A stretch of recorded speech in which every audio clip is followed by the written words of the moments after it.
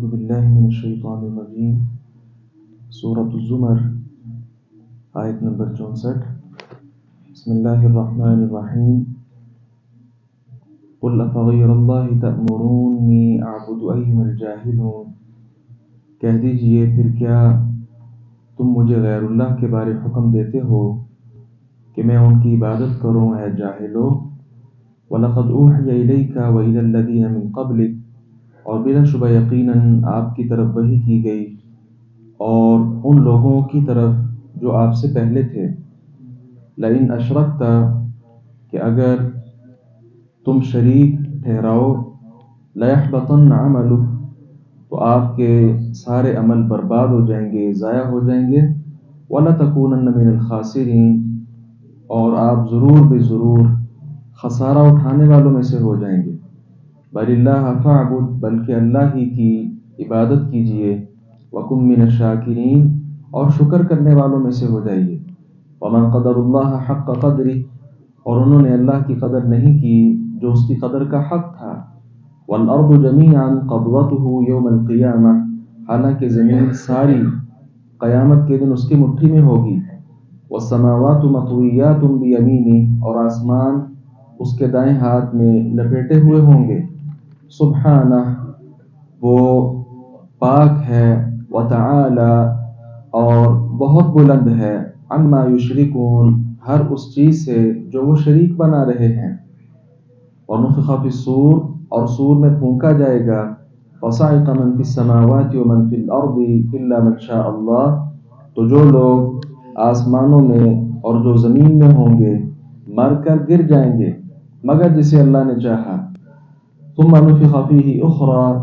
پھر اس میں وہ دوسری دفعہ پھونکا جائے گا، فاذا هم قیام ینظرون تو اچانک وہ کھڑے دیکھ رہے ہوں گے۔ واشرقت الارض بنور ربها ووضع الکتاب اور زمین اپنے رب کے نور کے ساتھ روشن ہو جائے گی۔ ووضع الکتاب اور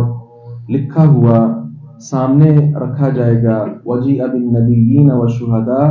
اور نبی اور گواہ لائے جائیں گے۔ وقضی بینہم بالحق اور ان کے درمیان حق کے ساتھ فیصلہ کیا جائے گا۔ وہم لا یظلمون اور ان پر ظلم نہیں کیا جائے گا۔ ووفیت کل نفس ما عملت وہو اعلم بما یفعلون اور ہر شخص کو پورا پورا دیا جائے گا جو اس نے کیا۔ وہو اعلم اور وہ زیادہ جانتا ہے بما یفعلون جو کچھ وہ کر رہے ہیں۔ اللہ رب العزت نے ان آیات میں خصوصی طور پر نبی مکرم صلی اللہ علیہ وسلم کو مخاطب کر کے کہا کہ آپ کو بھی اور آپ سے پہلے جتنے انبیاء تشریف لائے یہ وحی کی گئی ہے کہ اگر آپ لوگ بھی شرک کریں تو آپ کے سب عمل برباد ہو جائیں گے اور آپ بالکل خسارہ اٹھانے والوں میں سے ہو جائیں گے، ہر طرح کے نقصان میں ہو جائیں گے۔ انبیاء کرام علیہ السلام کا ایک مقام پر اللہ رب العزت نے نام لے کر بھی غالباً 18 انبیاء کا نام لے کر کہا اگر یہ سب شرک کرتے تو یہ خسارہ اٹھانے والوں میں سے ہو جاتے، ان کے سب عمل برباد ہو جاتے۔ آج کل لوگ بات کرتے ہیں کہ جی فلاں آدمی آپ کہتے ہیں کہ وہ شرک کرتا ہے، ٹھیک ہے بات مان لیتے ہیں شرک کرتا ہے، لیکن کلمہ وہ تو ہے نا، کلمہ تو پڑھتا ہے نا، وہ کلمہ پڑھ کے شرک کرتا ہے نا۔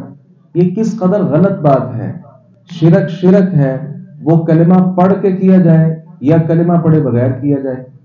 یہاں بھی آپ دیکھ لیں یہ وہ ہستیاں ہیں جن کا کلمہ پڑھا جاتا تھا۔ ایک ہے کہ کلمہ پڑھنے والے پڑھ کر شرک کریں، ایک ہے وہ ہستیاں کہ سارا عالم ان کا کلمہ پڑھتا تھا۔ اللہ تعالیٰ نے تو ان کو کہا کہ آپ بھی اگر شرک کریں تو آپ کے سب عمل برباد ہو جائیں گے اور بالکل خسارہ اٹھانے والوں میں سے ہو جائیں گے۔ کتنی واضح بات ہے۔ شرک جو ہے اس کی کوئی گنجائش نہیں ہے، یہ ایسا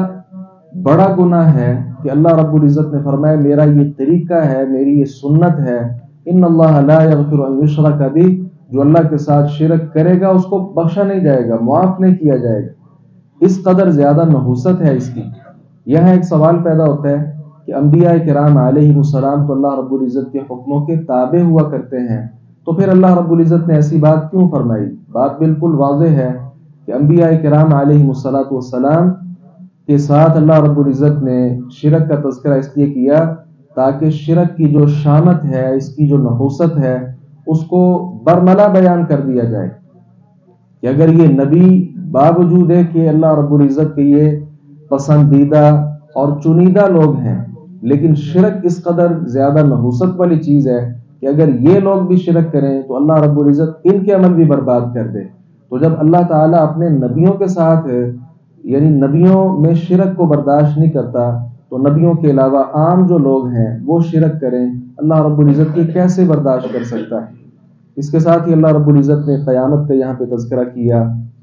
کس طرح قیامت قائم ہوگی، سور میں پھونکا جائے گا، سارے کے سارے لوگ بے ہوش ہو جائیں گے، مر جائیں گے، نفخہ ثانیہ ہوگا، دوبارہ پھونکا جائے گا اور یہ سارے لوگ دوبارہ کھڑے ہو جائیں گے۔ وہاں قیامت کے دن اللہ رب العزت تمام انبیاء کرام علیہ السلام کو بلائے گا گواہ بنا کر، کیونکہ اللہ رب العزت کا طریقہ ہے وَمَا كُنَّا مُعَذِّبِينَ حَتَّى نَبْعَثَ رَسُولًا، رسول بھیجے بغیر ہم کسی قوم کو عذاب نہیں دیتے۔ تو یہ رسول وہاں گواہ بن کر آئیں گے، گواہی دیں گے، اور امت محمدیہ صلی اللہ علیہ وسلم بھی گزشتہ انبیاء کرام علیہ السلام جو گزرے ان کے حق میں گواہیاں دیں گے۔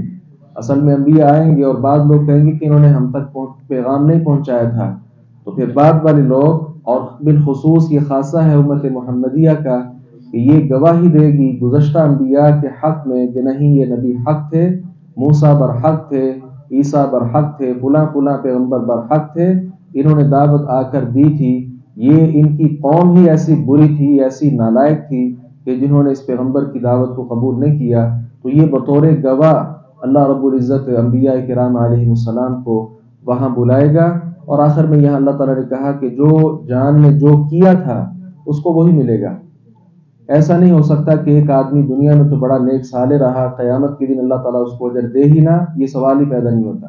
کیونکہ اللہ تعالیٰ زیادہ جانتا ہے کہ بندہ کیا کیا کر کے آیا ہے،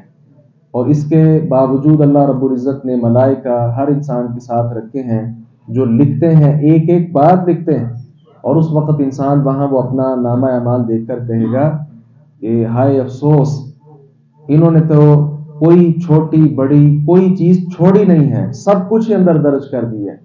تو یہ انسان کے لیے مزید اطمینان کا باعث ہوگا کہ اللہ نے اپنی طرف سے سب کچھ نہیں کیا،